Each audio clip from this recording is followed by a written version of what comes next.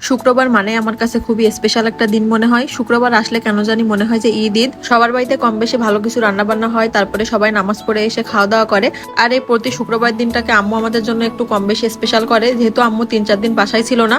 তো আজকে শুক্রবারের দিন ঘুম থেকে উঠে দেখি প্রচুর পরিমাণে বৃষ্টিতে তো চারিদিকে একদম পানি পানি হয়ে গেছে। আমি অবশ্য ঘুম থেকে উঠেছিলাম 11টার দিকে, কিন্তু ঘুম থেকে উঠে এই ওয়েদার দেখে আমার আবারও ঘুম আসতেছিল। আসলে বৃষ্টি হলে কোনো কিছু করতে ইচ্ছাই হয় না, মনে হয় যে সারাদিন শুধু পড়ে পড়ে ঘুমাই। আর একদিকে রান্নাঘরে এসে দেখি যে আম্মু আজকে গরুর পা রান্না করবে। গরুর পা খেতে তো আমার কাছে খুব বেশি ভালো লাগে, মানে যেটাকে আপনারা নেহারি বলেন। আর এই বৃষ্টি ওয়েদারে আমার কাছে কেন জানি আচার খেতে খুব বেশি ভালো লাগে। আমার আম্মু একটা মজার আচার বানিয়েছিল, তো সেটাই আমি এখানে বসে বসে খাচ্ছিলাম। ওদিকে আম্মু রান্না বান্নার প্রস্তুতি নিচ্ছিল। এটা কিন্তু আমের আচার ছিল, খেতে তো অসম্ভব মজা ছিল। তো এদিকে আবারও রান্নাঘরে আসলাম, এসে দেখি যে আম্মু এখানে সুজি ভাজতেছে। আজকে আসলে আম্মু আমাদের জন্য রুটি বানাবে, নেহারি রান্না করবে, আর সাথে কিন্তু একটু সুজিও রান্না করবে। আসলে রুটির সাথে এগুলো সবকিছু খেতে কিন্তু অনেক বেশি মজা লাগে। এই যে এদিকে আম্মু একটা চুলায় হচ্ছে রান্না বান্না শুরু করে দিয়েছিল। আমার ভাই যেহেতু এটা খেতে বেশি পছন্দ করে, এজন্য আজকে সকাল সকালই বাজার থেকে গরুর পা কিনে নিয়ে আসছিল। আম্মু যে রুটির জন্য আটাটা চুলাতে বানিয়ে নিচ্ছিল, আর একদিকে হচ্ছে সুজিটা রান্না করে নিচ্ছিল। আসলে রুটি দিয়ে গরুর নেহারি আর হচ্ছে যেরকম চালের গুঁড়া সুজি খেতে কিন্তু খুব বেশি মজা লাগে আমার কাছে। বাইরে যে পরিমাণে বৃষ্টি হচ্ছে, আসলে বৃষ্টিতেই কেন জানি কোনো কিছু করতে একদমই ইচ্ছা করে না। আমার তো শুধু সারাদিন আবারও ঘুম আসে, মানে ঘুমাই ঘুমাই আমি দিনটা পার করি। কিন্তু আসলে এভাবে দিন পার করলে তো চলবে না, আমাদের তো অনেক বেশি কাজ থাকে। তো এই যে এদিকে আম্মু চালের আটাটাকে এখানে নামিয়ে দিয়েছিল, আর আমি ভাবলাম যে আম্মুকে একটু হেল্প করি। হেল্প করার আগে বাইরের দিকে তাকিয়ে দেখি কোনোভাবে বৃষ্টি কমার কোনো নামই নেই।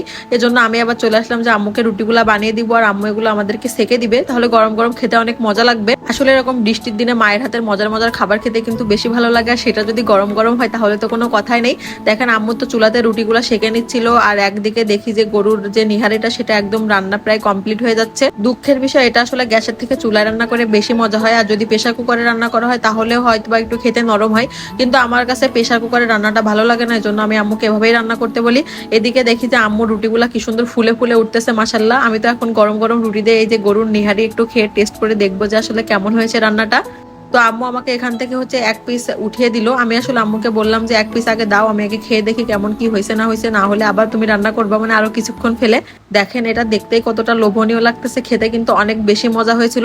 আসলে আমার আম্মুর হাতে যে কোনো রান্নায় অনেক বেশি মজা হয় আমার কাছে। এটা হয়তো আপনাদের সবার কাছেই মনে হবে, কারণ সব সন্তানের কাছে তাদের মায়ের হাতে রান্না মনে হয় সব থেকে বেশি স্পেশাল মনে হয়। তো এই যে আমি প্লেটটা নিয়ে পুরো বাইরে চলে আসছিলাম, আর এখানে বসে বসে আমি বাইরে বৃষ্টি দেখছিলাম, আর এখান থেকে একটু একটু করে রুটি ছিঁড়ে ঝোল দিয়ে মাখিয়ে মাখিয়ে খাচ্ছিলাম। এটা খেতে তো আমার কাছে অসম্ভব মজা লাগছিল, মানে টেস্টটা একদম এত ভালো এসেছিল সেটা তো বলার মতোই না। তো প্রতিদিন তো আপনাদের সাথে আমার রান্না বান্নার ভিডিও শেয়ার করি, আজকে ভাবলাম যে আম্মু কি কি করতেছে আর আমি ঘুম থেকে উঠে কি কি করলাম সেটা আপনাদের সাথে একটু